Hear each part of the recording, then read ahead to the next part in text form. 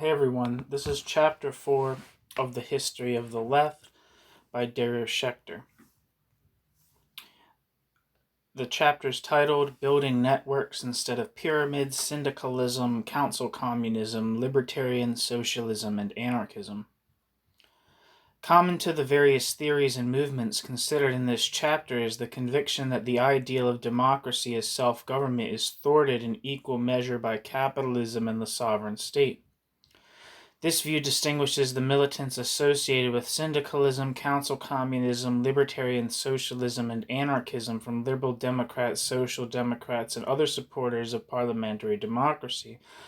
But it also sets them apart from the Bolsheviks and others who are at times willing to underwrite excesses of state power and restrictions on freedom of expression and assembly in defense of a supposedly legitimate socialist state against which protest is by definition counter-revolutionary. Libertarian currents examined in this chapter set great store by the implicit anarchism of the young Marx. In various ways they share his intuition that the answer to the riddle of overcoming capitalism is somehow linked with the project of establishing more thoroughly democratic forms of political community than parliamentary democracy. The ideal of workers' self-government, or autogestion, as it is often referred to in French, expresses the aspiration to take the liberal notion of individual autonomy and extend that notion to a much wider array of collective social action than merely officially recognized political institutions.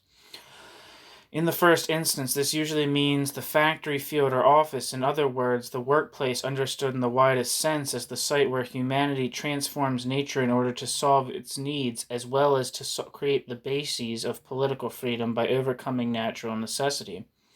It is in this respect, too, that the movements considered here share the young Marx's conviction that in order correctly to diagnose social oppression and to launch a libertarian movement of resistance against oppressive social relations, one must be radical in the precise Latin sense of going to the root of the matter.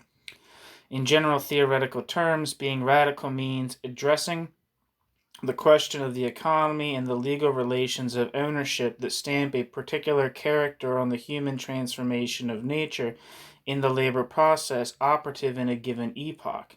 In specific historical terms, it means resisting capitalist exploitation in ways that point beyond social democratic reformism and Bolshevik authoritarianism.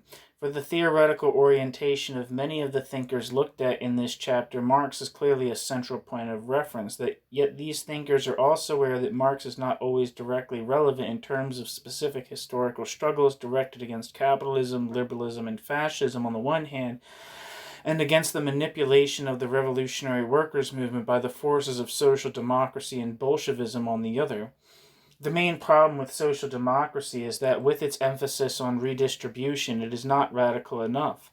Although social democratic traditions vary a great deal from country to country, social democracy everywhere is constantly confronted with the problem that when the capitalist economy slows, redistributive measures are considered to be luxuries that have to be limited.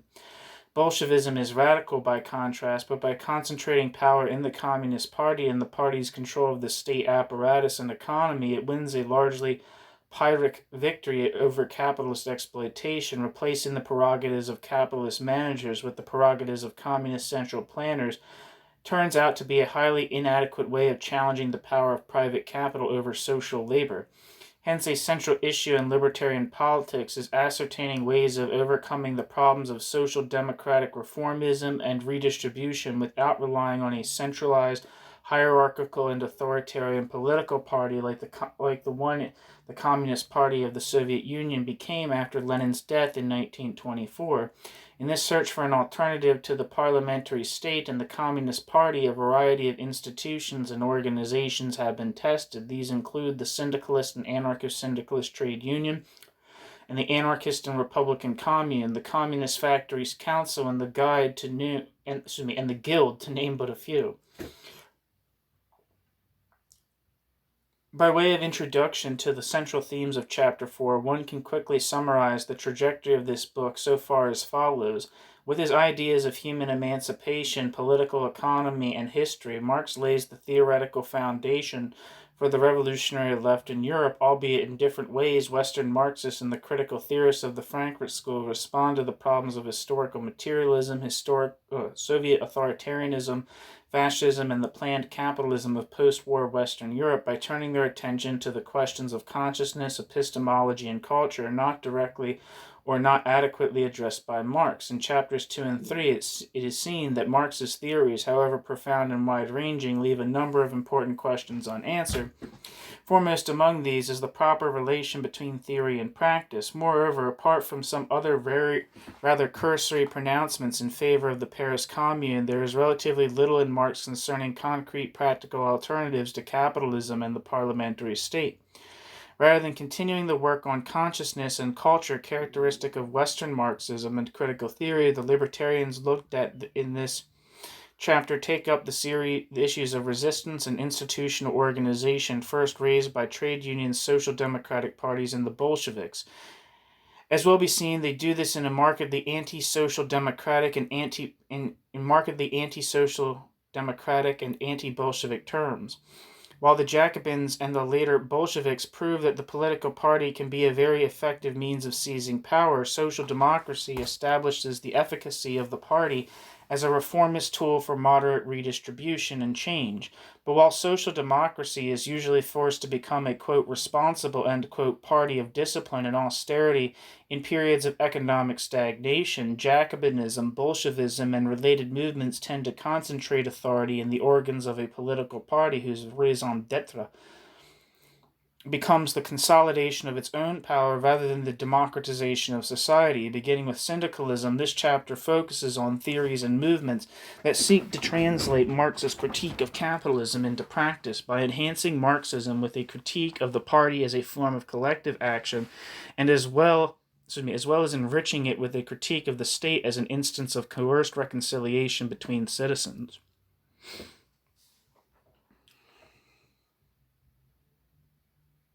Moving democracy into the workplace, syndicalism and council communism. Syndicalism attempts to transform the trade union from a defensive institution concentrating on the protection of wages and hours into a vehicle for the expansion of democracy beyond a disembodied parliamentary political sphere removed from the realities of production. Although the process of industrialization produced syndicalist movements throughout Europe, including England, Scotland, and Ireland, syndicalism has tended to be strongest in France, Italy, and Spain. In France, the movement was born as a revolt against the French Socialist Party, the PSF.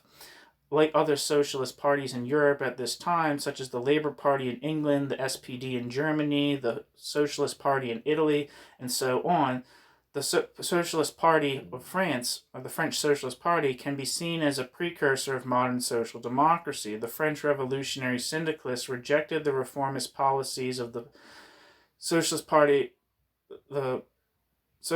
of France leaders Jean Jaurès, Jules Gued, and Alexander Millerand.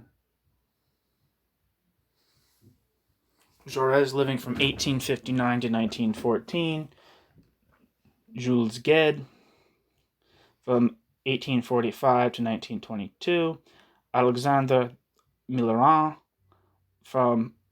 Millerand, might be pronounced that way, 1859 to 1943, who at the beginning of the 20th century argued that there should be a parliamentary victory in the battle of democracy alluded to by Marx in the Communist Manifesto of 1848. Jaurès suggests that the working class can win the battle of democracy through proper education and social legislation aimed at the gradual erosion of the extra-parliamentary power of the bourgeoisie. He maintains that if the aims of enlightenment required a revolution in 1789, they now require a lucid and consistent political program based on extension of the franchise, redistribution of wealth, and parliamentary control of the state executive. To many militants in the French labor movement, this gradualist approach seemed to constitute an abandonment of what Marx refers to as human emancipation in his early writings. And it is challenged with particular vigor by Fernand Pelloutier, who lived from 1867 to 1901, and George Sorel, who lived from 1847 to 1922. Pelloutier, which is spelled Pelloutier, and I may be pronouncing his name wrong. You know what? Why don't I check it out? What am I doing? I have all the modern conveniences right here.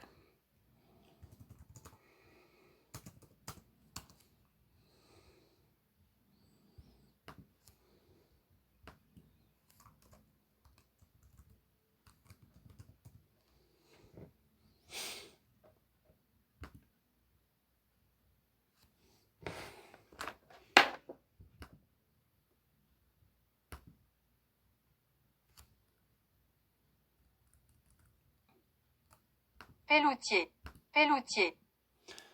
It's Pelloutier. See? Pelloutier opposed the PSF's conception of socialism as being attainable as a result of a series of state-sponsored reforms. Pelloutier evolves from republicanism to Marxism, and from there to the view that revolutionary syndicalism is the correct doctrine of working-class emancipation. Pelloutier's most effective theoretical interventions came in the form of articles written in the journal L'Ouvrier des Deux Mondes, the Worker of the Two Worlds, between February 1897 and June 1899. This journalistic activity complements his active participation in the Bourse du Travail, most approximately translated as labor exchange. Pelloutier's defense of the Bourse stems from the belief that if workers try to protect their interest in political parties seeking to push for legislative concessions from a largely bourgeois parliament, they will lose their revolutionary élan to the extent that they are successful. In order to safeguard its autonomy from the bourgeois social classes, as well as the state that mediates between the bourgeoisie and other classes in the interest of the former, the working class needs its own economic, cultural, and educational institutions. Pelloutier regards the Bourse as the germ cell of a new proletarian civilization. They were created in 1892 as workers' educational and informational institutions, providing services ranging from setting up libraries to running museums of labor history to founding technical colleges and schools for the education of workers' children. Under his leadership, the Bourse assumed additional functions, including the provision of information about finding employment, how to gain membership in the syndicates and consumer cooperatives, as well as how to battle employers in strike situations where one could not count on state neutrality. Where possible, the Bourse attempted to publish their own newspapers and disseminate information about the labor market, employment opportunities, and possible access to money set aside for strikers.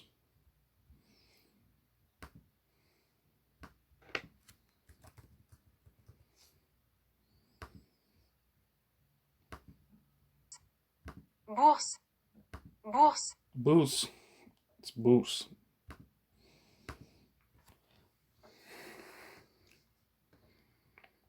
In Pelloutier's view, the Bourse strive to make the workers independent and dynamic. They help construct a new center of authority outside and in opposition to the existing, quote, democratic, end quote, parliamentary state of the day. Pelloutier thinks that workers schooled in the Bourse represent the image of the future socialists, the emancipated producer, which the social democratic socialists had abandoned in their search to integrate the working class into the mainstream of society. Pelloutier hopes that once educated in their own institutions, the producers will forge a new system of values that have nothing in common with what he perceives to be the bourgeois obsession with calculability, utility, comfort, and personal gain. If it were somehow possible to create maximum autonomy from what Gramsci refers to as the exercise of hegemony, then technical skills, discipline, and the spirit of sacrifice could be used to forge the political institutions for the social emancipation of labor. The leaders of the producing classes might then generate a political elite capable of educating the whole of society in the duties demanded by the rigors of a producer's civilization, able to dispense with party systems, personality cults, and oppressive state bureaucracies.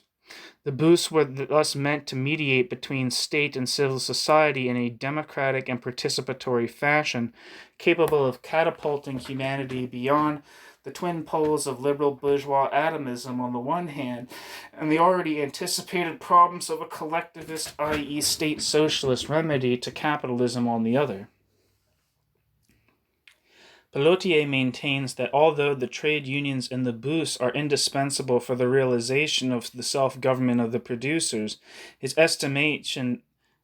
his estimation, they are distinct institutions with separate functions. The unions have the task of establishing the material basis of a democratic civil society.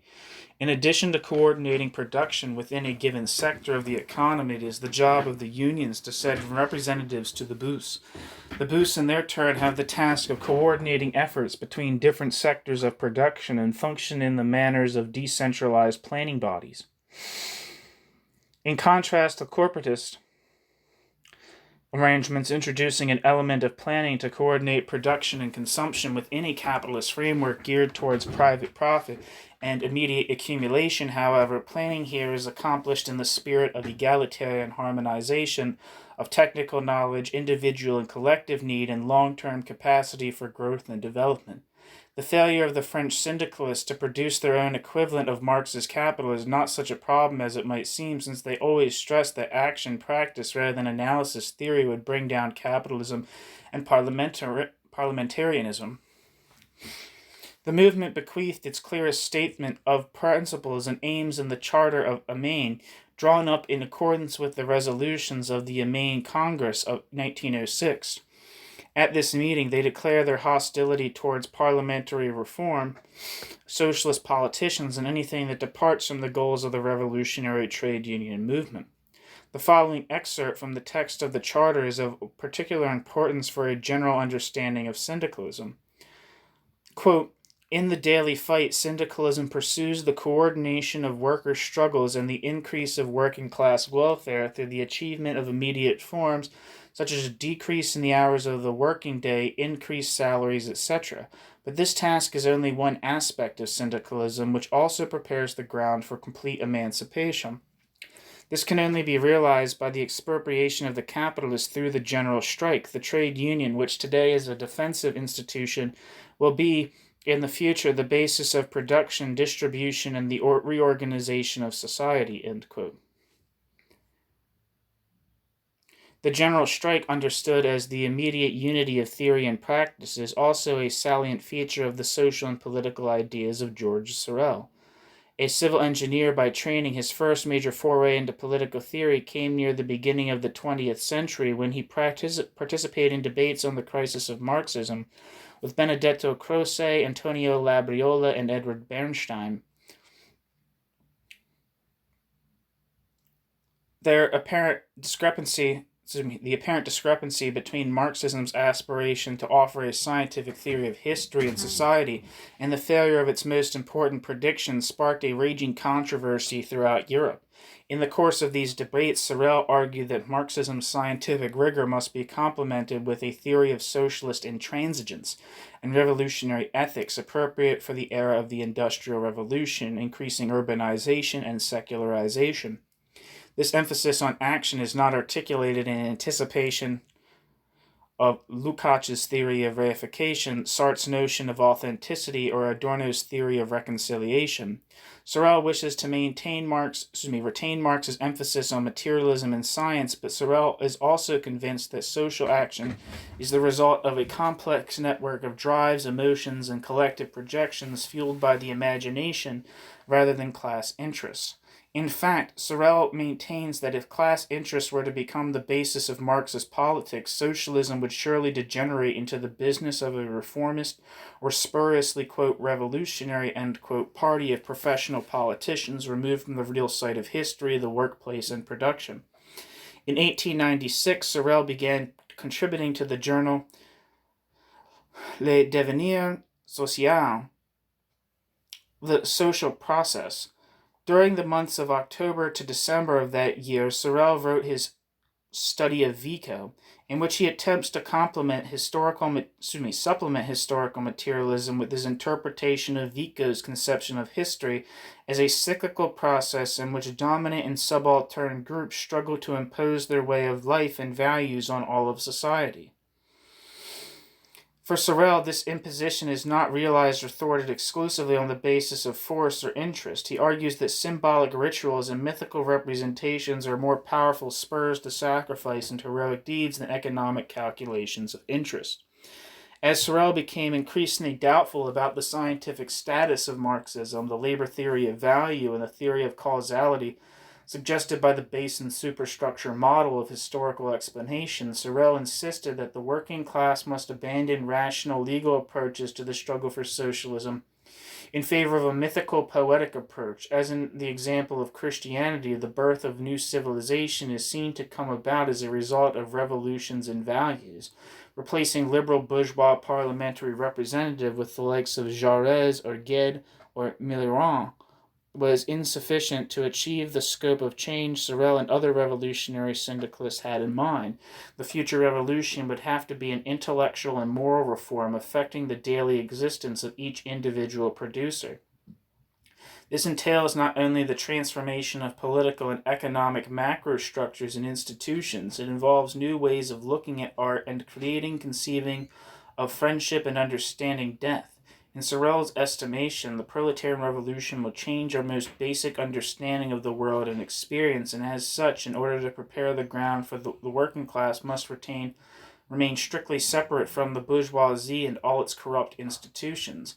In the journal Les Humanités Nouvelles, the New Humanity, at the beginning of the 20th century, Sorel wrote a series of articles entitled The Socialist Future of the Unions, in which he asserted that the key to the foundation of a proletarian civilization lay in a return to the healthy spirit of primitive humanity, which had not yet learned to see the world in terms of profit and self-interest. The right institutions and myths could recreate this primordial vitality. Sorel argues that the working class needs its own myth, the general strike, to return humanity to its recurrent, instinctual, and intuitive understanding of reality. For Sorel, this follows and his followers in France, Italy, Spain, and elsewhere, the general strike represents the purest expression of the proletariat's determination irrevocably to break with the bourgeois social order in order to establish its own autonomous system of law and ethics.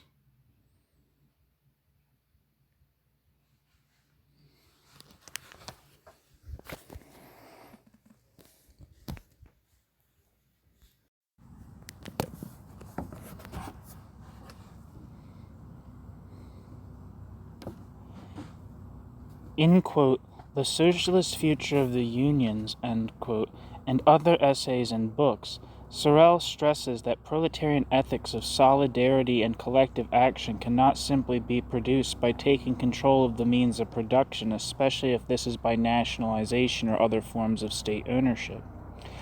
Sorel shares Marx's view that there can be no real equality where people can be represented abstractly as equal citizens in a sphere designated as political, while in their life as producers they are exploited in a supposedly private sphere designated as socioeconomic.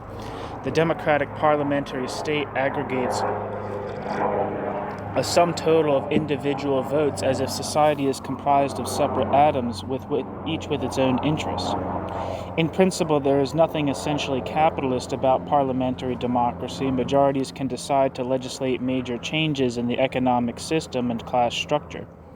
Yet in Sorel's view, the syndicalists should insist that social classes are the constituent element of a given mode of production. Marx points out that the mode of production provides the key to understanding forms of political representation, social structure, ideology, and aesthetics, i.e., what he refers to as the totality of social relations constituted by humanity's interaction with nature. Reformists like Kautsky and Jaurès ignore Marx's theory of totality as well as his analysis of the Paris Commune by suggesting that one can really change society by occupying positions of power within the existing state apparatus. Even an overwhelming socialist parliamentary majority could do relatively little to change the relations of production and the power of capital decisively to shape the labor process. Since the state was created to preserve the power relations particular to a given mode of production in the first place, thus even if in principle there is nothing essentially capitalist about the democratic parliamentary state in relation to in reality one must change the economy and the state in one swoop, so to speak, rather than trying in vain to superimpose political changes on existing forms of economy. From a contemporary syndicalist perspective on French politics, one could say that this is the crucial limitation of social democracy from Jaurès and Mitterrand to Mitterrand, who lived from 1916 to 1996. In the eyes of its supporters yesterday and today, syndicalism is revolutionary because syndicalism steadfastly refuses to divorce questions of political reform from strategies for workers' control of the economy. Syndicalists in Italy studied Sorel carefully and found that his ideas had direct application to Italian realities.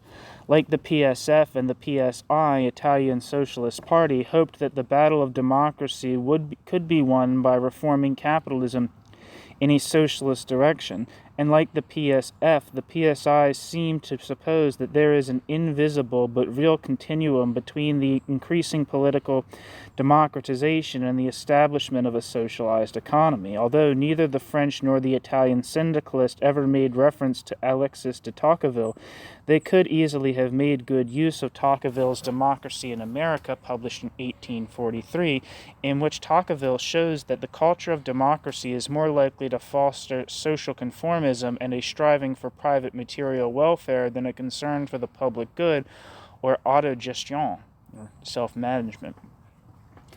The Italian syndicalists challenged this continuum theory and approved of Sorel's thesis that, together with cooperative societies and credit associations, the trade union contains within it the embryonic basis of a new society. They agree that wrestling with the state for reform of the existing socioeconomic system is bound to produce passivity among the working classes.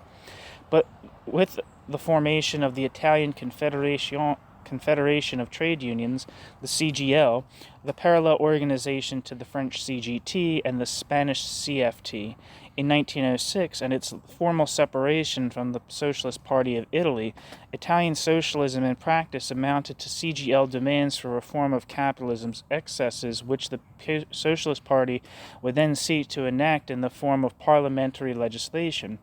This strategy is subjected to a cogent critique by Arturo Labriola, who lived from 1873 to 1959 in the History of 10 Years, 1899 to 1909. Arturo Labriola's book illustrates how the south of Italy became a virtual colony for the raw material and manpower needs of the industrial north of the country. He explains that the south was assailed by 4 chronic problems: illiteracy, poor communication, and transport links between the cities and the countryside. The perennial existence of a mass of poor peasants and the power of the large southern landowners over the southern peasants. Rather than helping to solve these problems, the Italian state passed measures to alleviate southern misery, but never challenged the right of landowners to exploit the peasants. The prime minister of the time, Giovanni Giolitti, who lived from 1842 to 1928, had correctly guessed that if workers' wages in the north could be kept artificially high through selective tariff protection, the revolutionary demands of the industrial working class could be co-opted within the decidedly non-revolutionary parliamentary channels of the PSI. The fact that such tariffs made it difficult for the southern peasants to export their products was not a problem for the Italian political class as long as Giolitti made sure that landowner profit levels remained high. Political leaders from various parties thus made deals on legislation which carefully subordinated northern labor to the needs of northern capital. whilst at the same time ensuring that Southern labor was marginalized to the benefit of Southern landowning interests. It was thus abundantly clear to Labriola and other Italian syndicalists that Marx's analysis in the 18th Brumaire offered a reliable theoretical barometer of measuring extra-parliamentary power. Just as in the France of Louis Bonaparte, the real political questions in Giolitti's Italy were being negotiated by non-elected actors. By the time the questions were formally voted on in Parliament, they were already largely settled in actual practice. This manifest reality made any notion of parliamentary road to socialism in Italy seem naive, if not outright hopeless. Syndicalists in Italy were thus not attracted to the PSI version of reformist socialism, nor were they in favor of any kind of full-scale state management of industry, as the Bolsheviks were to propose after 1917 in Russia and elsewhere. They were far more interested in a synthesis of Marx on the Paris Commune and Sorel on the revolutionary potential of the trade union. The political form for the economic emancipation of labor was the Commune, as Marx had argued. In opposition to Marx's scattered proposals for a planned economy, however, the economic content of a repoliticized civil society was to be realized in the Union, as Sorel had vehemently argued. In Syndicalism and Reformism, published in 1905, Labriola expresses his misgivings about state socialism in the following terms, quote, "The substitution of state ownership for private ownership does not abolish the capitalist system of production. This system is distinguished by the separation of owners of the means of production and wage owners. Instead, syndicalism seeks to create an autonomous and worker-controlled system of production which eliminates the distinctions between producers and owners of the means of production.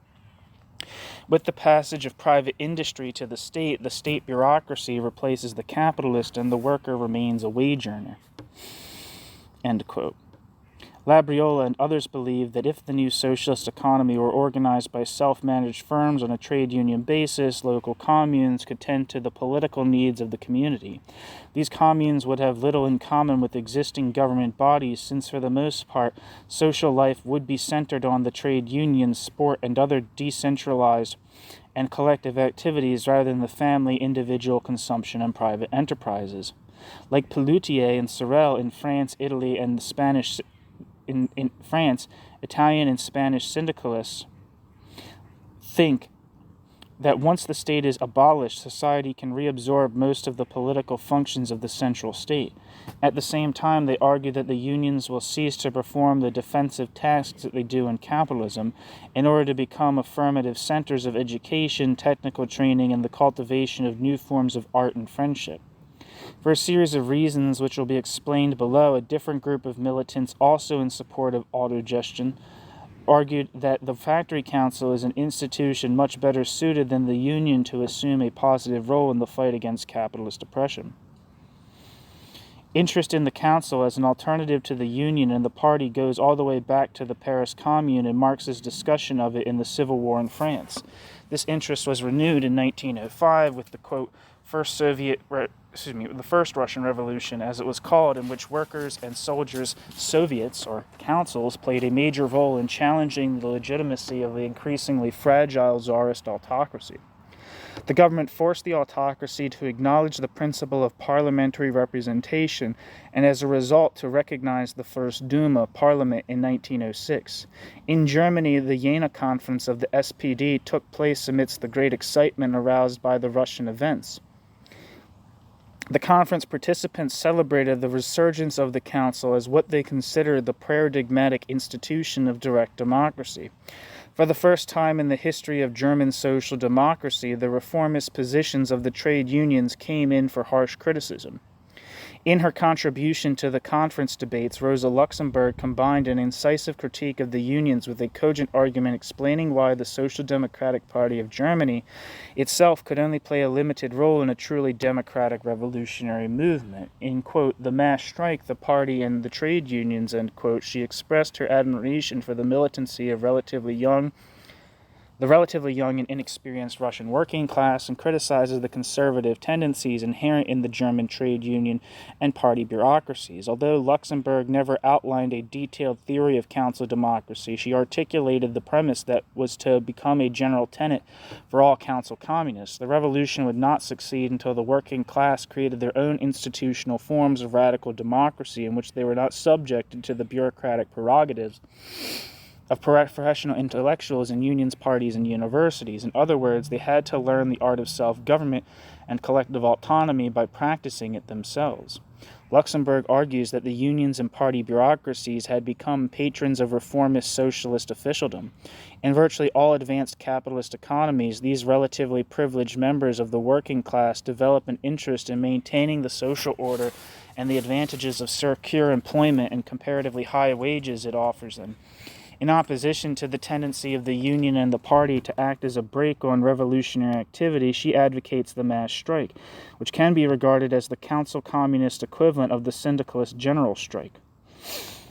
She is not opposed to political parties in principle, and she accepts the continuing necessity for a party that provides a certain amount of ideological guidance to the struggle for human emancipation.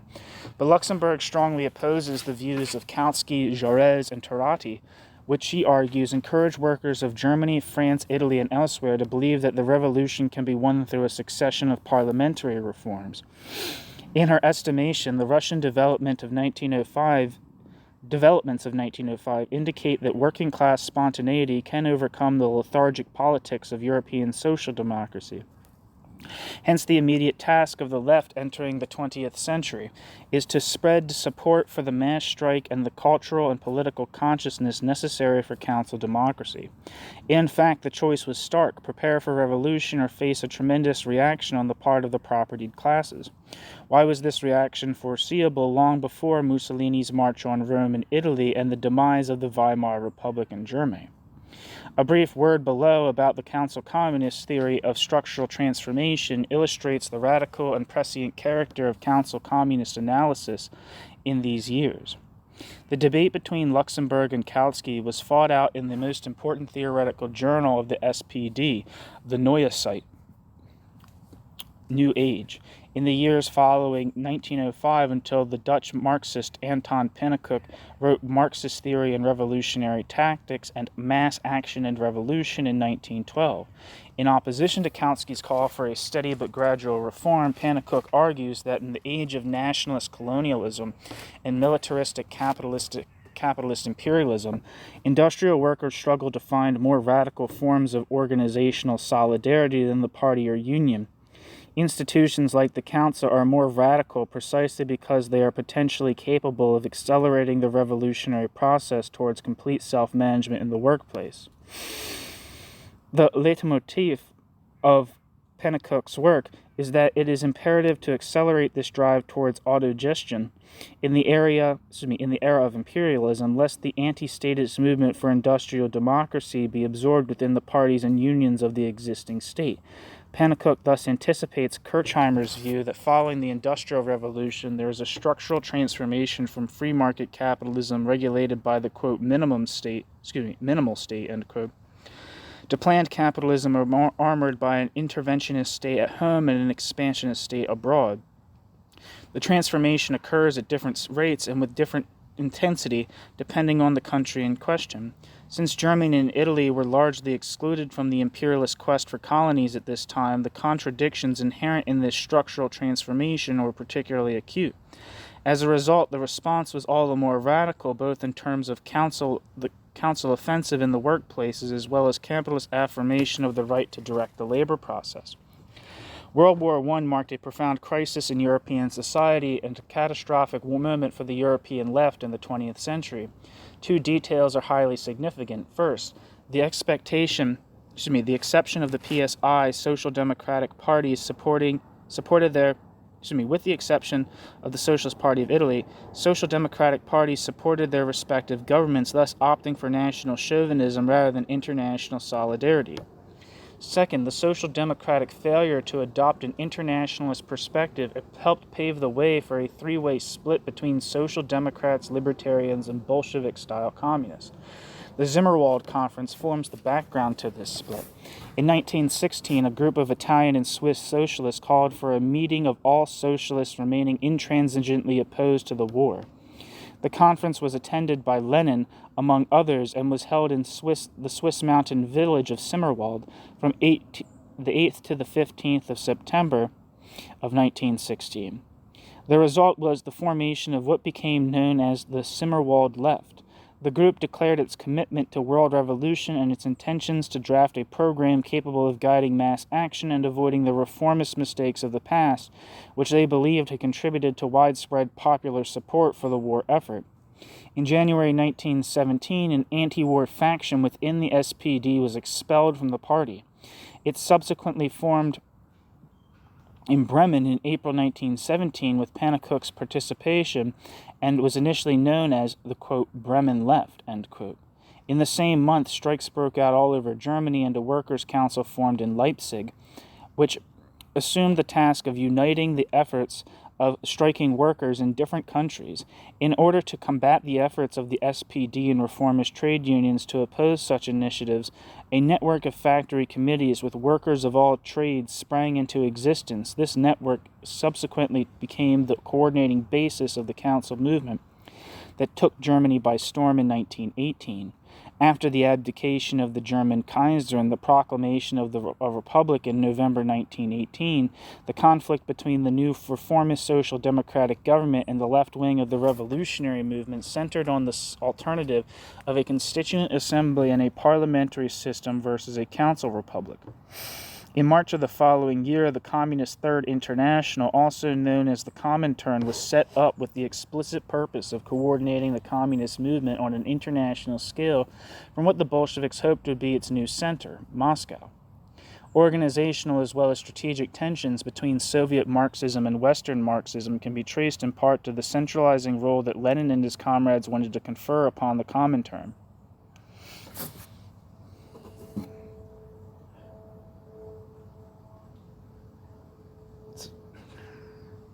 That's not right. Considering that the three people that he considers the pinnacles of Western Marxism, Lukács, Gramsci, and Korsch, were by and large all Leninists, especially Lukács. I don't know if saying that the critique of Leninism is central to Western Marxism, but who knows. During the months following March 1919, communication between East and West was impeded by the imperialist blockade of the USSR and the destruction of transport networks caused by the war. These difficulties necessitated the creation of Western European Bureau of the Comintern in Berlin and Amsterdam. The Amsterdam office held its first public conference in 1920 with the express purpose of articulating the future orientation of communists in Western Europe. Although the conference was badly organized and disrupted by the police, the resulting manifesto emphasized the importance of workers' councils in any future victory over capitalism, parliamentary socialism, and reformist trade unionism. This programmatic statement of intent came precisely at a time when the Bolsheviks began curbing workplace democracy and insisting on the leading role of the party in the project of building communist society. This conflict between Western Marxist and Comintern conceptions was to surface time and again, as will be seen in the example of the Spanish Civil War discussed in this chapter. In August 1919, as the Factory Council movement in Italy began heading for a frontal collision with the Socialist Party of Italy and the Italian government, the Bremen Left called for a federation of syndicalist-type, industry-wide, quote, workers' unions, end quote, which was to coordinate its efforts with the German Communist Party, the Communist Party of Germany, KPD, founded in January 1918, and the Comintern. The stated aim was the creation of a Räte Republic, Council Republic in Germany, as a preliminary step toward an international federation of councils. The basic unit of each republic would be a council comprising workers of various trades so that each council represented the greatest possible number of total trades, involved in the production process. All of the councils within a city were called upon to federate in local networks, which would in turn send representatives to regional and national level producers' councils. In an article in the Bremen-based The Communist, Pennacook argues that while traditional trade unions are dominated by a bureaucratic caste, workers' unions challenge the wage system by rejecting the very principle of differential wages for different trades. It is against this background that KPD leader Paul Levi, head of the party since the assassination of Luxemburg and Karl Liebknecht who lived from 1871 to 1919, in January 1919, defended the leading role of the party as a communist vanguard. Levi's stance provoked the formation of the breakaway KAPD, German Communist Workers' Party, which announced a program of uncompromising opposition to party domination and complacent union officialdom. The party program of 1920 states, "The Factory Committee is the economic precondition for the construction of a communist community." Quote, "The Factory Committee is the economic precondition for the construction of a communist community. The political form of organization for a communist community is the council system. The factory committees defend the idea that all power must be exercised by the executive committee of the councils." In the period following the First World War and moving into the early 1920s, Pennacook and Gramsci's arguments for council democracy were echoed in the writings of Otto Bauer, Max Adler, Karl Korsch, and many others. Co-founding KAPD member Otto Rühle, who lived from 1874 to 1943, argues that although the council system witnessed its initial spread and development with the Russian Soviets, the movement for radical democracy in Russia was being suppressed by the Communist Party of the Soviet Union. Conflicts between the CPSU and movements for council democracy continued after World War II, most notably in Hungary in 1956. It seems perhaps ironic that council action should be taken against a socialist state, but in reality this illustrates the determination of council activists to reject the political straitjacket represented by having to settle for social democracy as the best compromise between state socialism and liberal democracy. In October 1956, a demonstration against Soviet interference in Poland's internal politics was organized by a group of Hungarian students and intellectuals in the Petőfi Circle, named after the lyric poet and Hungarian patriot Sándor Petőfi, who lived from 1823 to 1849. The demonstration was initially banned and then permitted at the last minute by the government of Imre Nagy. I think that's how you pronounce it. Imrenagy,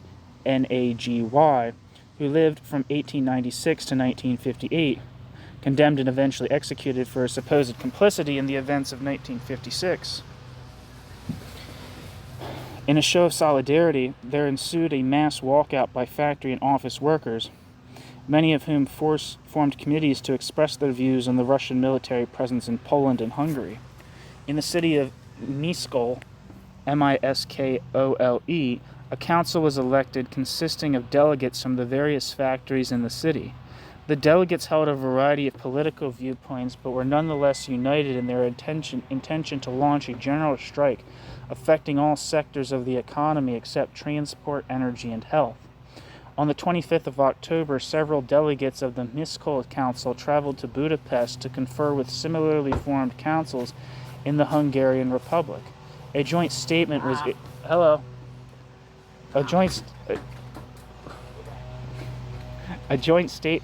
was issued demanding 4 reforms. 1. The immediate withdrawal of Soviet troops from Poland and Hungary. 2. The formation of a new government in Hungary. 3. Recognition of the right to strike. And 4. Amnesty for all arrested in anti-government demonstrations. The resolution of the Miskolc Council called for an international working class solidarity and refusal to submit to any form of subordination to the military strategies of the USSR.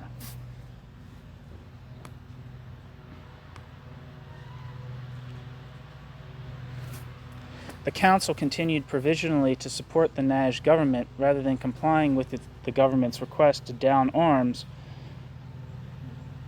and return to work.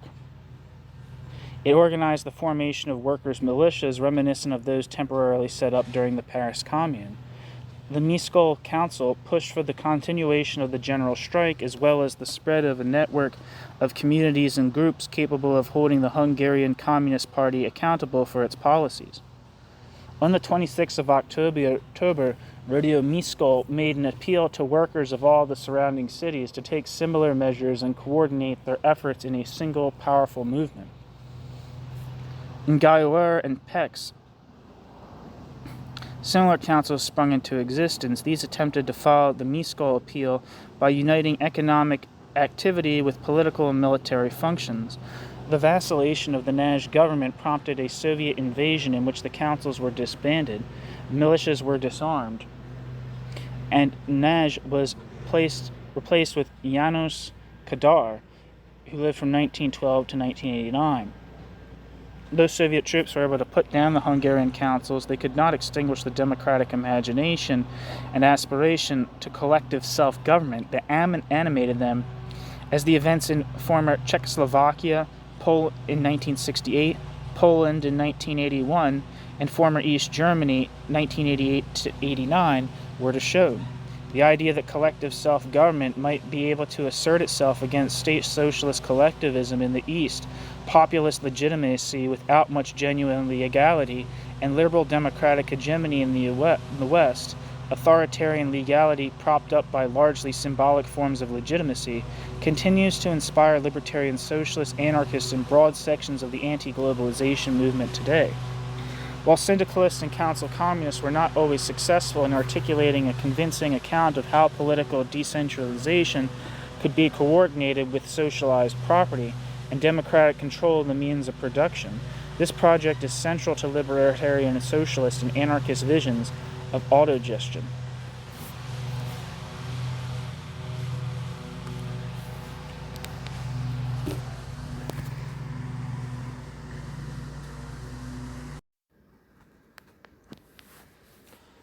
Coordinating workplace democracy with pluralist decentralization. Libertarian socialism and anarchism. Libertarian socialism, or guild socialism as it was originally called in England, traces its roots to a confluence of ideas in early British socialism and the romanticism of figures such as Thomas Carlyle, who lived from 1795 to 1881, and John Ruskin, who lived from 1819 to 1900, and William Morris, who lived from 1834 to 1896. Their ideas on the alienating consequences of the division of labor and the disintegration of individual experience under the weight of capitalist rhythms of production found a receptive audience among the numerous members of the cooperative movement. Carlyle, Ruskin, and Morris exerted an immense influence on the group of architects, artists, and intellectuals who constituted the journal New Age between 1907 and 1920. Those who sought more left-wing alternatives to Labor Party orthodoxy on questions of economic organization, political representation, and aesthetic expression looked to New Age with hopes of radicalizing British political culture. Prior to the publication of the New Statesman in 1913, no other English journal could boast such a diverse range of contributors, who included Hilaire Belloc and Ezra Pound. The journal's editor was Alfred R. Orridge, a gifted orator and synthesizer of other people's ideas. He came to New Age at a time when large-scale dissatisfaction with the Labor Party made an alternative with mass appeal seem possible to many people. In a series of New Age articles entitled, quote, National Guilds, end quote, S.G. Hobson argued that the practice of selling labor as a commodity like any other is incompatible with the essential role of creative work in any individual's life. British advocates of state socialism, such as the Fabians, as well as Labor Party politicians, had not grasped the point that the social reward given to the labor force must be liberated from the shackles of the capitalist wage system. Failure to liberate work from the pressure to produce for someone else's private gain would surely transform it into a commodity with which other commodities could be bought. That is, in a society of genuinely autonomous individuals of the kind liberalism claims to defend, work as an end in itself as well as a source of creativity and pleasure. Demands for higher wages and shorter hours distract attention from the more fundamental goal of making work a process of experimentation and innovation instead of a routinized mechanism designed to produce banal products at a lower cost than the competitors. End quote. The competitors. That's not an end of a quote, sorry. Sorry, misread an apostrophe for a quote. In terms reminiscent of Pennacook's call for the formation of industrial unions in order to overcome the divisions caused by the proliferation of craft unions, Hobson proposed the amalgamation of unions into a fellowship of all those employed in a given industry. In terms that today might seem antiquated and even medieval, Hobson refers to such an association of autonomous workers as a guild, and indeed what is referred to in the rest of this chapter as libertarian socialism was originally called guild socialism. As in Germany and Italy, various plans for worker control of industry were proposed immediately after the end of World War I. Many workers returning from the front who had risked their lives for their nation were unwilling to return to the previous authoritarian system of industrial relations, in which capitalist control of the labor process was accepted as the unconditional prerogative of the factory owners. Government-sponsored initiatives such as the Whitley report, the Whitley report called on major industrialists to adopt some form of worker participation in shop floor decision-making. While these reforms were greeted with enthusiasm by many trade union leaders, Hobson and the editorial board of New Age regarded the report as an unacceptable compromise with the wage system and principles of private control of the means of production. In fact, they were much more interested in the militancy of the shop steward movement than the Whitley proposals. In contrast to the union bureaucracy, shop stewards at this time were union representatives who usually worked alongside the rank and file on the shop floor. Stewards often had close contact with workers and union leaders of various trades. They attempted to restore unity to a working class that was being fragmented by task specialization and the introduction of assembly lines. In National Guilds in the State, published in 1920, Hobson argues that the qualitative increase in shop steward militancy after World War I opened up the possibility of establishing a genuinely labor-controlled economy. Stewards' demands for the amalgamation of industrial unions into large federations capable of managing the entire labor process seemed to provide ample evidence for a transition from theory to practice. In contrast to the syndicalists who put their hopes in the unions, stewards more closely resembled council communists in the sense that they hoped to make the workshop the basic unit of industrial democracy and thereby cut across traditional trade lines. For Hobson, the workshop is a potent source of spontaneity and direct democracy and is capable of much swifter action than the trade union. While trade unions are primarily concerned with the protection of the integrity of the trades of their respective members, the workshop unites workers across trades in a spirit of collective industrial autonomy. Along with Orridge, Hobson, and other New Age contributors, A.J. Penty proposed to fuse all trade unions involved in a given industry into powerful national bodies. After recruiting all workers in a trade, including the unskilled, these bodies would be able to organize themselves as a solid united front capable of dictating the price of labor to capital, rather than the other way around. This was planned as the first step towards total worker control of the economy. Penty advocated use of the general strike in the event that the representatives of capital refused to acknowledge the legality of these bodies. The real visionary of the Guild Socialist movement, however, was G.D.H. Cole, who lived from 1889 to 1959, who by the age of 24 had already fashioned an original synthesis of Fabian syndicalist and New Age ideas. The almost total absence of consideration of aggregating consumer demands beyond plan or market in the writings of Gramsci from 1919 to 1920, Pennacook and other council communists is reflected in Cole's theory of libertarian socialism. In his book, The World of Labor, Published in 1913, Cole states that, quote, "It is, on the face of it, improbable that either producer or consumer ought to have absolute control. It is unlikely that either the state or the union should take the place of the exploiter entirely, for then either the state would be in a place to exploit the worker, or the worker would be in a position to exploit the community, just as the capitalist exploits both at present. The solution surely lies in some sort of division of functions, allowing both producer and consumer a say in the control of what is, after all, extremely important to both." End quote. G.D.H. Cole. In distinguishing between the workforce, state, and community, Cole is keen to point out why liberal democratic capitalism and state socialism, as well as doctrines that overemphasize worker control of industry, such as syndicalism and council communism, are all fundamentally flawed. In anticipation to the eventually unsolvable problems faced by Bolsheviks as well as other versions of state socialism, it is clear that replacing the power of capital with the entrenched power of an unwieldy bureaucracy of state planners does not abolish exploitation and alienation. At the risk of a certain amount of simplification, one could say that capitalist speculation is converted into bureaucratic privilege.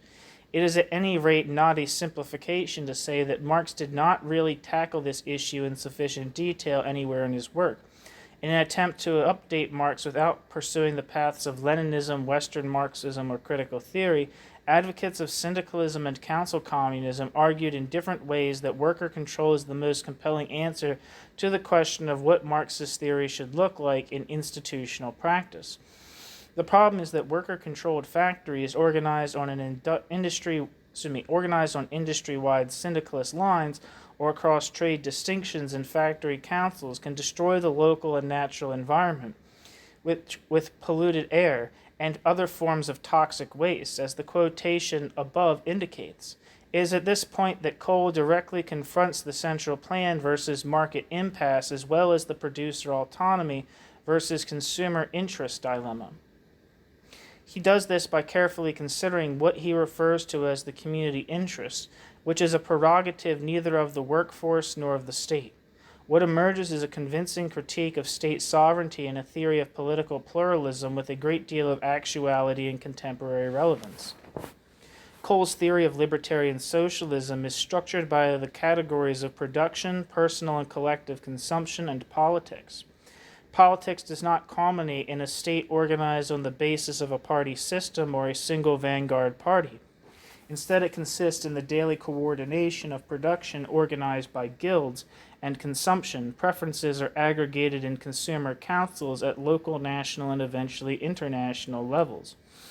He notes that although it may seem very old-fashioned to speak of guilds, it is important to remember that the guilds flourished at a time when guilds, churches, universities, and other associations coexisted with the state.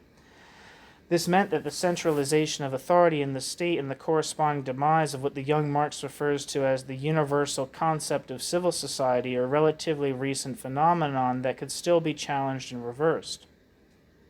Cole is convinced that the answer to liberal democratic centralization cannot be socialist centralization, for this would only confirm Max Weber's suspicion that socialism means more rather than less bureaucratic power for parties, government ministries, and economic managers.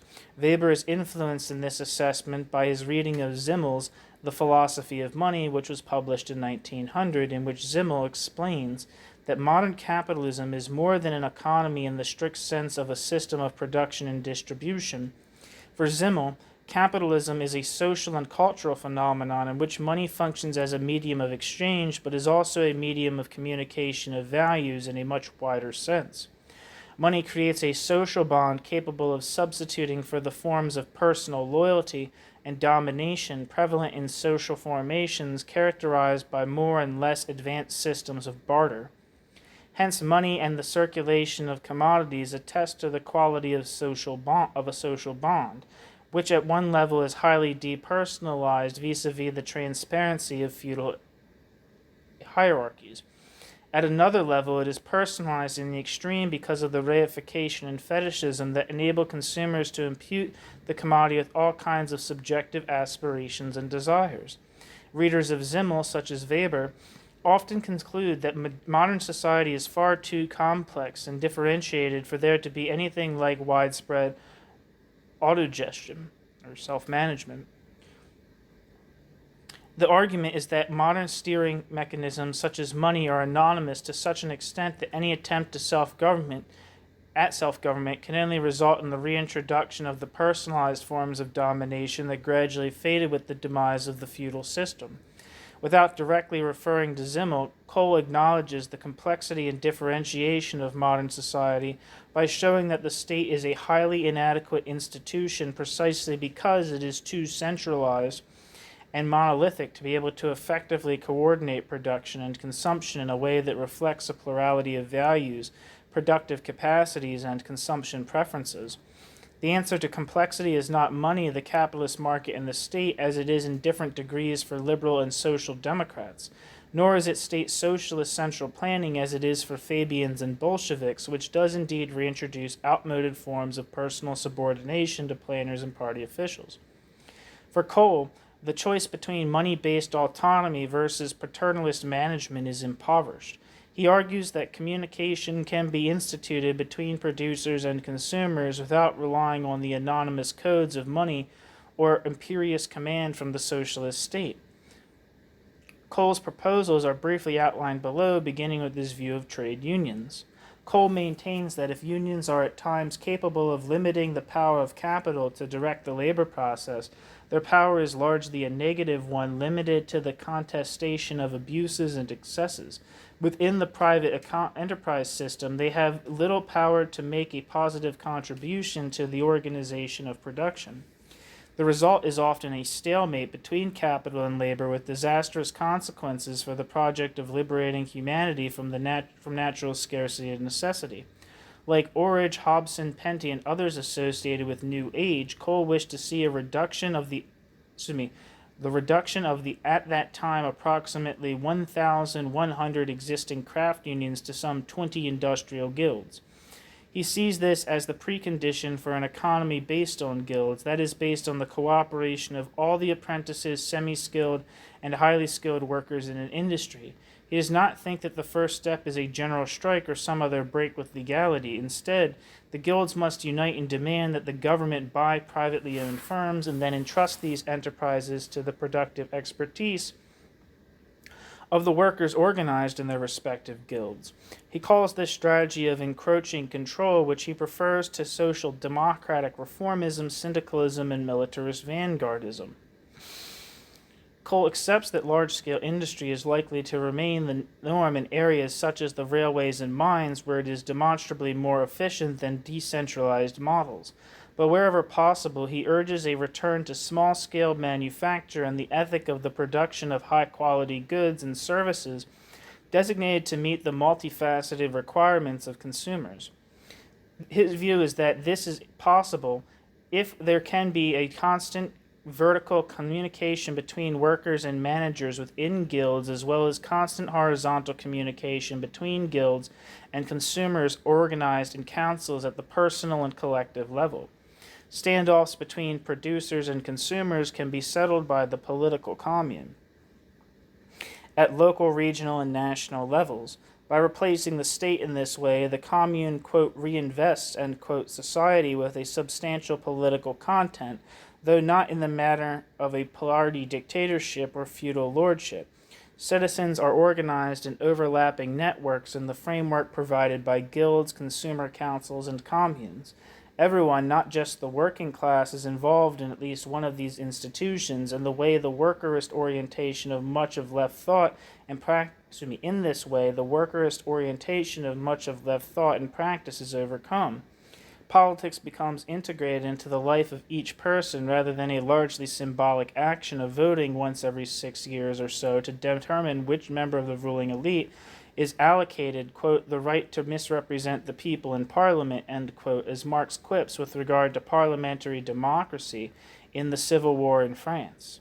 Cole supports the continued use of markets to safeguard consumer interest. However, the libertarian socialist market was not to be dominated by competing firms selling relatively similar commodities determined to keep wages low and the labor force subservient to the dictates of private fortunes.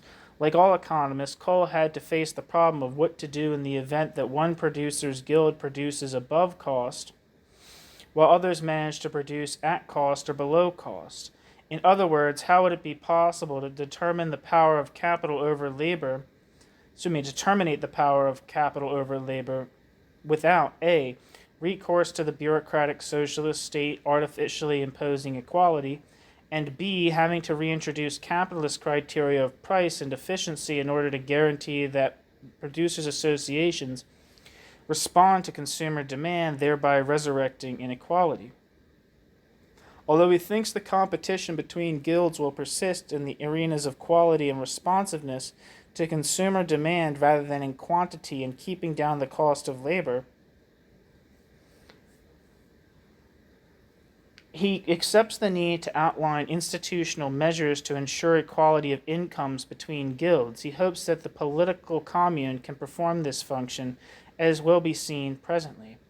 In Guild Socialism Restated, published in 1920, Cole divides consumption into personal consumption, including the individual preferences in food, clothing, and other activities of daily use on the one hand, and collective consumption of services such as water and electricity to be managed by a collective utilities council on the other. He believes that in a future libertarian society, these collective councils will inherit some of the functions performed by local authorities in the existing system. While he envisages joint consultation and constant dialogue between producer and consumer associations at local, regional, and national levels, Cole also proposes citizen councils to represent the consumer in the areas of health and education. In the domain of education, he thinks that given the right institutional framework, it is not at all unreasonable to expect students to form councils, confer with teachers on matters of circulation, grading, and discipline, and in general to spread the idea of self-government from the distant parliamentary level into the fabric of daily life, just as producer and consumer councils would do. In addition to health and education councils, there would be also cultural councils in which members of the community could meet to discuss their views on drama, music, painting, and sculpture. As in the economy, the idea is to relieve creative individual expression from the homogenizing and instrumental tendencies inherent in capitalist production, though without thereby relying on the state to sponsor artists who produce, quote, socialist, end quote, art. Thus, in Cole's writings, libertarian socialism as a clear answer to the nagging problem of theory and practice. Cole believes that the inclination to participate in decision-making or passively to submit to authority is fostered or stifled at an early age. Cole argues that early experience is likely to shape each individual's reaction to authority inside and outside the workplace, and that the spheres outside the workplace deserve as much attention as the workplace itself in any fully democratized society. The commune is the key mediating instrument between civic consumer councils in health, education, culture, collective consumption, and personal consumption on the one hand, and the guilds as organizers of production on the other. By limiting the role of political authority to this highly decentralized body and assigning it the role of promoting dialogue between all sectors of society, the commune cannot be confused with the sovereign state in any of its socialist or capitalist variations. Cole reasons that if the one-party state is spectacularly inept at promoting dialogue, and notoriously bad at responding to the diversity of abilities and needs of advanced industrial populations, parliamentary multi-party systems do not do a great deal better.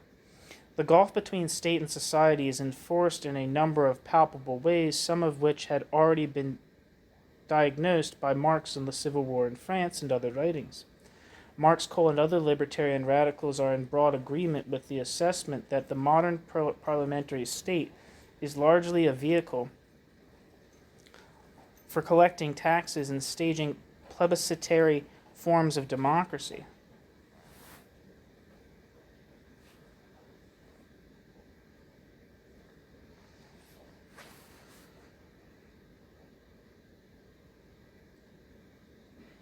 Its legitimacy is based on a volatile juggling of interests rather than anything one might meaningfully refer to as the transparent mediation of different positions. The results are lack of transparency and bureaucratic overload, as well as the proliferation of parliamentary committees and subcommittees issuing documents that are read by very few people. It should be noted that this view is not monopolized by a tiny minority on the far left. It is shared by Weber, Joseph Schumpeter, and Max Weber, Karl Schumpeter, Carl Schmitt, and a host of others situated to the political right of Marx and Kohl. Despite its impressive theoretical coherence, Despite its impressive theoretical coherence, libertarian socialism in England enjoyed a relatively brief period of popularity and influence. By the time of the failure of the general strike in 1926, Kohl concedes that he had been too optimistic about the possibility of amalgamating trade unions into producers' guilds. A crucial blow came with the stock market crash and the world recession of 1929. The labor movement adopted a much more conciliatory stance than the one needed to unify democratic theory and institutional practice in the way envisaged by libertarian socialism. Seen in this perspective, one might regard the social democratic reformism and commitment to the welfare state and the government in the immediate post-war period as a principled compromise between Kohl's libertarian socialism and what has subsequently become the ideology of New Labor today.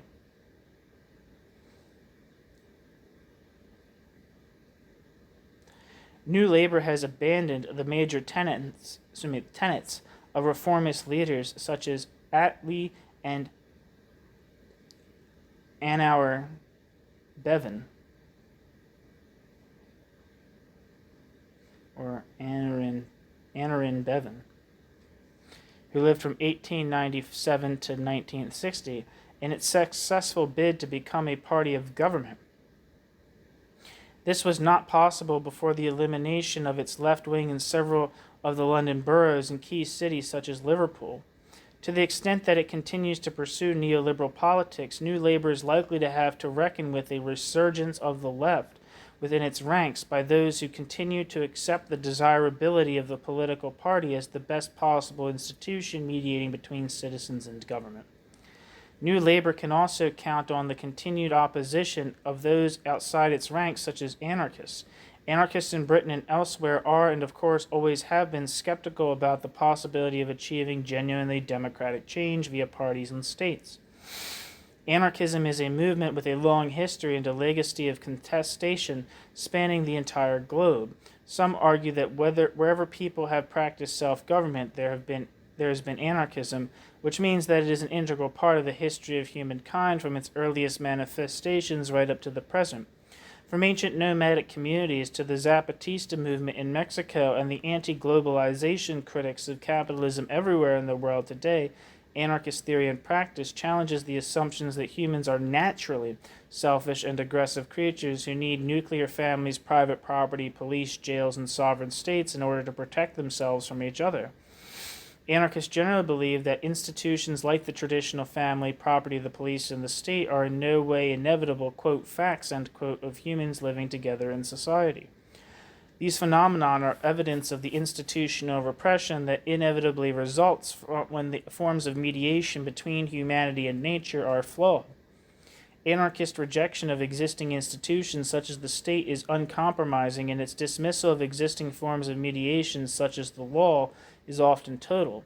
This means that if anarchist critique has the virtue of remarkable coherence, it is not always easy for anarchists to know where to begin transforming critique into positive transformation.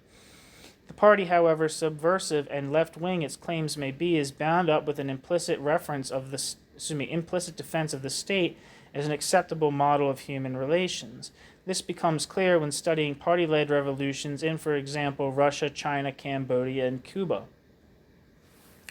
The trade union is also a compromised institution, but the trade union has firm links with the world of labor. Thus, in terms of the history of the left, militants referred to as anarcho-syndicalists have often looked to radicalize unions against the reformist leadership in order to mobilize the working classes to liberate humanity not only from the liberal democratic state, but from the state in general. Yet there are also a great many anarchists who deny the idea that the union could ever be suited to the project of comprehensive social change. It has been seen that in the Charter of Amiens in 1906, French revolutionary syndicalists declared that the trade union could be transformed into the ideal institution for staging the overthrow of capitalism. At the Congress of Amsterdam the following year, several prominent anarchists, such as Errico Malatesta, who lived from 1853 to 1932, and Peter Kropotkin, who lived from 1842 to 1921. Damn, I didn't realize Malatesta was that old. Or lived that, that's a pretty long life. I didn't realize he was that close in age to Kropotkin. That's only 10 years.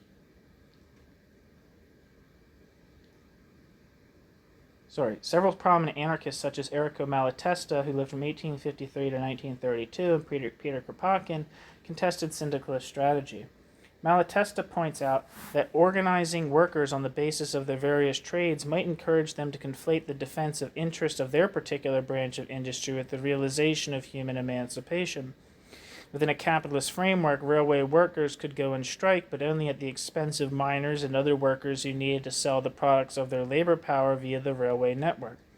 The syndicalists generally counter by insisting on the unifying tendencies of the general strike, to which Malatesta and others replied that since the workers are much poorer than the bosses, a truly revolutionary program would have to be based on the combined efforts of workers in different industries above and beyond trade differences. The anti-syndicalist sentiment in French anarchist circles had been brewing since the turn of the century.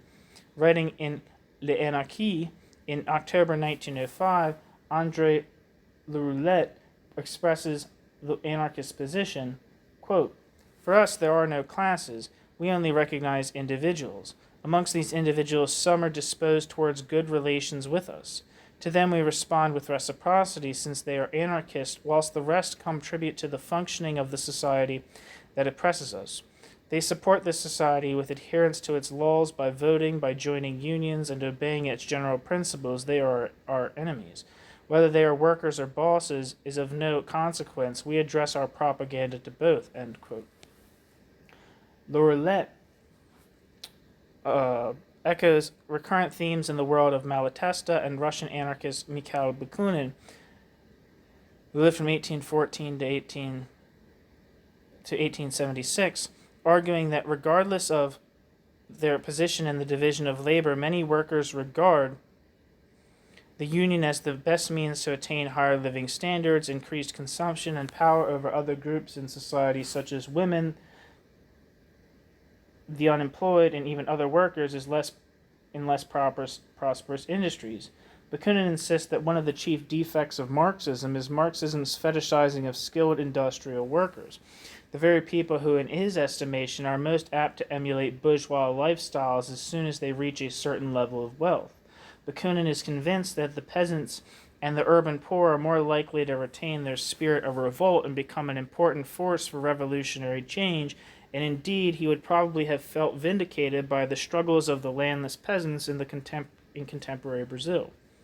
Bakunin argues that producers and consumer cooperatives and working-class credit societies are better suited to the task of organizing a new economy than the large federations held in such high esteem by the syndicalists. The anarchist shoemaker Jean Grave makes a similar point in a different way. He observes that while they lead to the improvement of working-class living standards, unions tend to foster the creation of a labor aristocracy situated between the working class and capitalists. He reckons that in the long run, the trade union could only be counted on to defend the politically unreliable segment of the working population. Similarly, one of the founders of modern anarchism, Pierre-Joseph Proudhon, who lived from 1809 to 1865, prefers the idea of worker autogestion to union management of industry. Although famous for the quote, "property is theft," end quote, Proudhon is not against private property in principle. His theory of anarchist mutualism aims at establishing a framework for the just distribution of property based on the exchange of equivalents between bargaining units with equal power. In capitalism, workers are forced to sell their labor power at exploitative rates, forcing them further and further into subservience and dependence while the capitalists increase their private fortunes. Rather than entrusting the organization of production to the state, industrial union, or factory council, Proudhon wants a radical redistribution of property such that each individual can exchange the equivalent of labor time for property with any other individual. Provided that everyone worked roughly the same number of hours, they would have more or less the same amount of property. Under these conditions, the market would cease to be distorted by the fact that some buy labor power while others sell labor power. The market would now be balanced by different trading partners exchanging equivalent units in labor and property. No one partner could gain enough leverage to buy one other, so that a state of perfect equilibrium would be reached quickly and maintained. For Proudhon, autonomy means nothing if not this freedom from having to sell one's labor power to someone who has every interest in keeping labor costs at a minimum while reducing quality to the lowest possible standard acceptable to the consumer. Proudhon realizes that in most cases, the individual independent worker cooperates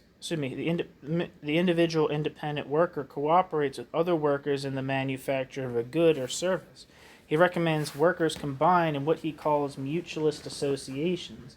These are a bit like Cole's guilds, though with the important overall difference that while Cole assigned consumer councils the task of aggregating consumer demand at the individual and collective levels, Proudhon has a more traditional vision of the consumer disposing of private income in the way they see fit. He envisages three main sectors of production. Individual proprietors manage the agricultural sector, and skilled individual workers populate the artisanal sector. Mutualist firms compete in the industrial sector. However, rather than allowing price to be swayed by competitive bids to monopolize individual markets, price is to be fixed by the labor hours necessary to produce a given product. Proudhon argues that one needs to set up a people's bank authorized to issue notes to each producer corresponding to the number of hours they had spent working, thus notes indicating the number of labor hours could be traded for the equivalent in goods and services. The People's Bank would provide credit without interest to help mutualist firms buy the necessary tools for their enterprise. The goal is to establish an economy in which all income is derived exclusively through labor. In this economy, workers have access to land and property, but do not have the option of earning money by renting land or machinery. In on the political capacity of the working classes, Proudhon outlines the basis of his idea of anarchist incentive. Quote, "The superior worker who conceives and executes more rapidly secures a greater yield and a better quality of product than another who knows how to combine his technical talents with the genius of management, thus exceeding the average wage will receive a greater salary. He will be able to earn this equivalent of 1.5, twice, or 3 days of work in a single day. If justice disregards no one, it does not disregard talent either." End quote.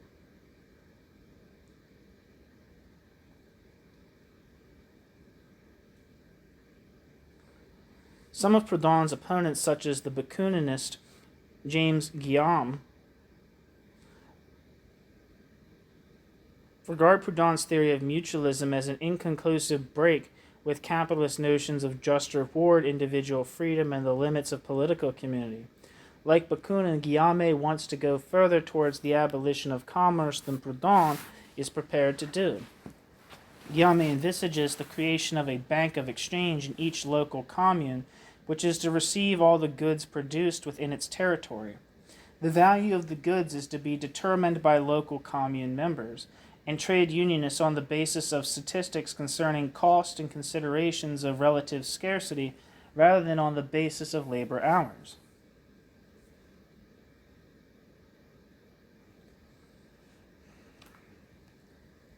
In return for depositing goods produced, individual workers are to receive vouchers entitling them to what they need, with the idea that as the different banks of exchange and communes coordinate their efforts to an increasing degree, exchange itself will give way to distribution on purely needs-based criteria. This may well be similar to what Marx and Engels have in mind when they speak of the administration of things to follow the withering away of the state. But whilst the founders of historical materialism seem to suggest that this degree of spontaneous cooperation is likely to be a byproduct of the most advanced historical evolution in the dialectic between forces and relations of production, many anarchists see cooperation as a question of ethics, education, and natural solidarity among humans. Kropotkin's ideas offer a good example of the anarchist position. In The Conquest of Bread, published in 1892, Fields and Factories and Workshops, published in 1899, and Mutual Aid, published in 1902, Kropotkin argues that neither representative government nor the wage system is compatible with a truly democratized economy and society. From Kropotkin's perspective, the lesson of the Paris Commune is not merely that the working class cannot lay hold of the ready-made state machinery and wield it for its own purposes. Autogestion has to be enriched and extended beyond the workplace to education, the family, and environmental protection as well. Fields, Factories, and Workshops outlines his proposal on the subjects on the basis of three main theses. First, anticipating the ideas of José Bove and many others in the contemporary struggle against capitalism, he maintains that there are no objective technical reasons why industry and agriculture must necessarily be large-scale operations. Second, food, humanity's most vital resource, can be produced in plentiful quantities for local markets by using intensive farming techniques. Third, in a related vein, decentralized production for local consumption is by no means utopian. Kropotkin links these goals with the need to provide everyone with a strong educational and technical grounding in the practical sciences of agriculture and industry. Mutual Aid and Fields, Factories, and Workshops stresses that in the right society, each person can choose the producer and civic associations in which they would like to be active. He reasons that if people are allowed to exercise their talents and follow their inclinations, they are far more likely spontaneously to cooperate than if they are forced to do dull and arduous work for the sole purpose of making a living. If work is allowed to become a mere means and drudgery, people are of course likely to work slowly and badly. For Kropotkin, the aim of decentralizing industry and agriculture is to give people the sense that they are meaningfully involved with their work and with other producers. He is convinced that this kind of involvement will lead to increased productivity rather than the stagnation and decline predicted by advocates of, quote, free markets, mass production, and mass consumption.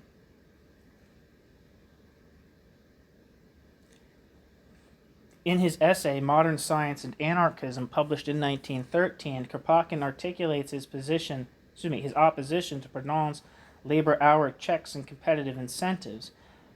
Kropotkin's view is that since the aggregate wealth and skill in any region of the world is the result of the collective efforts of countless generations past and present, it is pointless to try to award people individual wages as if individual contributions could somehow be disentangled from the collective enterprise of housing, clothing, feeding, and educating an entire society. To the objection that without individualist incentives no one would want to work, he responds that everyone wants to work at things that interest them and give them joy. The progressive intensification of the division of labor results in the pernicious situation that a tiny minority of people do work they enjoy, and the great majority need to be bullied into doing work they do not want to do but have to do in order to survive. Under such conditions, it is not surprising that the latter are reluctant workers who need surveillance and discipline and aggressive and apolitical citizens. From Kropotkin's perspective, it is cynicism, not realism, to justify this system on the grounds that, quote, things have always been this way, end quote, or that talent will always rise no matter what the structural constraints may be. In opposition to Spencer's social Darwinism in his day, and in anticipated opposition to Hayek's uncritical celebration of market forces, Kropotkin explains why the reproduction of human society depends on its ability to develop more complex forms of social cooperation corresponding to the growing complexity of human needs. The satisfaction of fundamental physical needs becomes possible thanks to people working together in sufficient numbers to guarantee the bases of survival.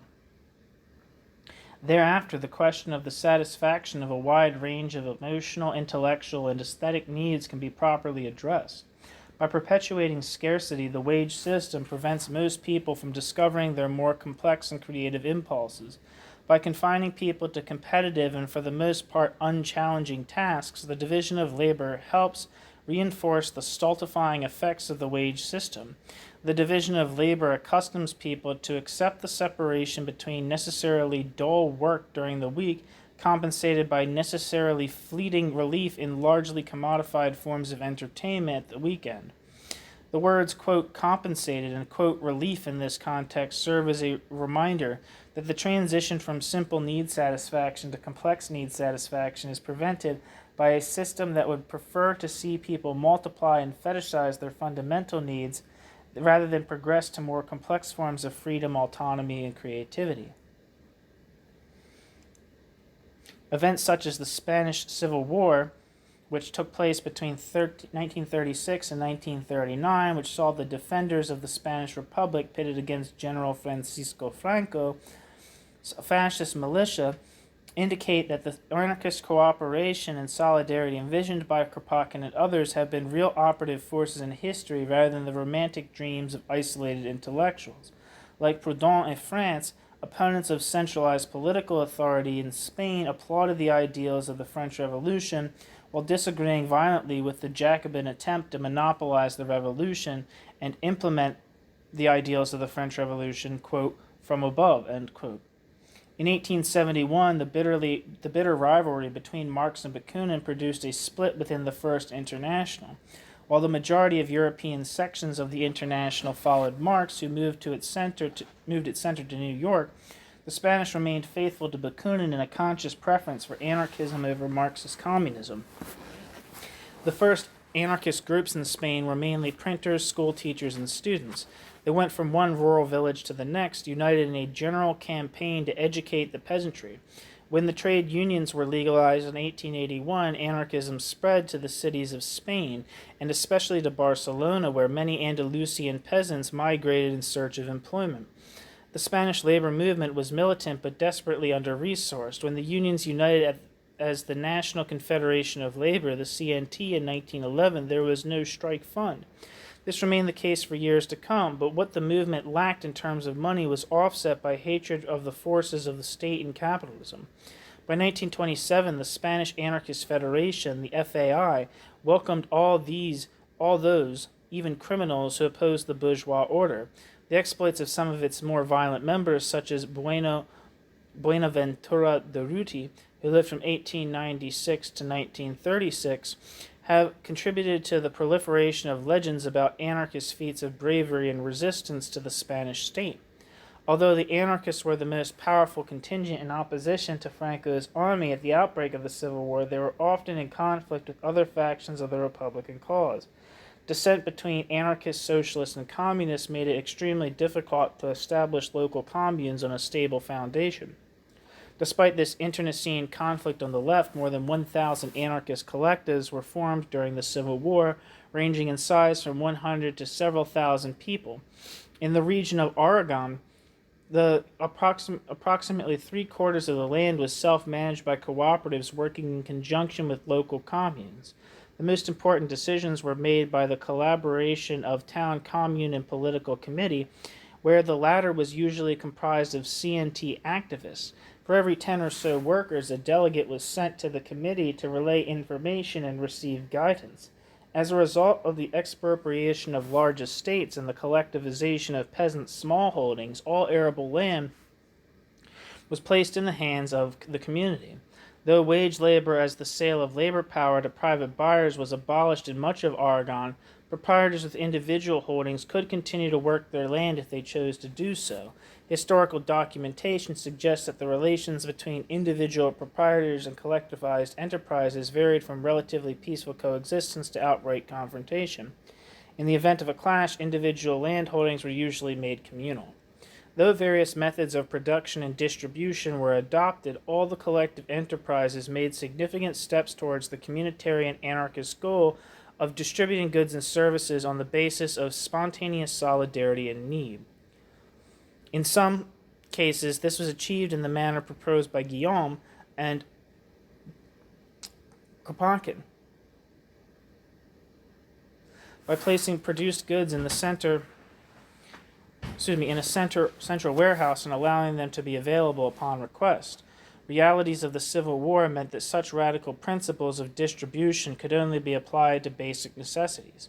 Nonetheless, figures for agricultural production during 1936 to 37 showed that self-managed enterprise boasted higher levels of production than their traditionally managed counterparts, thus providing evidence for the claim that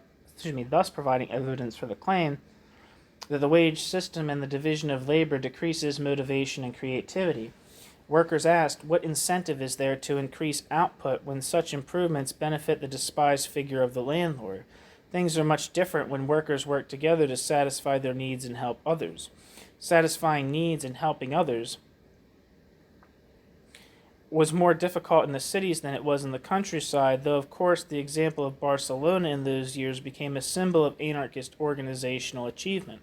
Coordinating different branches of industry presented problems familiar to syndicalists and council communists that did not really affect semi-autonomous agricultural communities. While small agricultural communities could achieve high levels of autarky by pooling their resources and bartering where necessary, large-scale industry did not have this option. Each branch of large industry had to rely on several other branches of large industry to maintain production. It was often the case that different branches were located in different cities. For example, in order to repair buses, metal workers needed tools for which they could not offer food or anything else of immediate use, thus raising the difficult question of money and credit. For many anarchists in Spain and elsewhere, money is inseparable from the wage system and therefore an anathema. But compromises had to be made in the face of the hardships imposed by the conflict with Franco.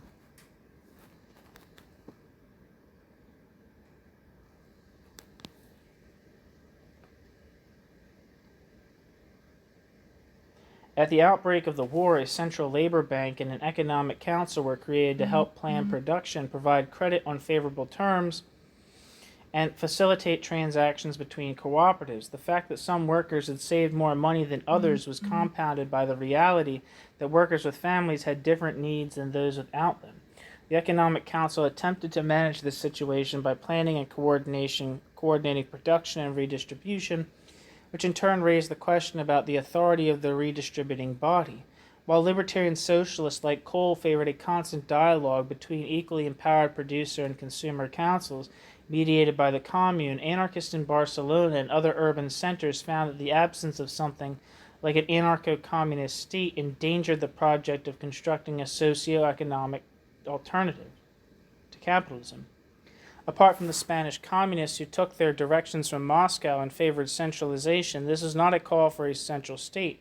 It was an acknowledgement of the problem of trying to coordinate production and aggregate needs without recourse to states and markets, combined with militant determination to fight for anarchism.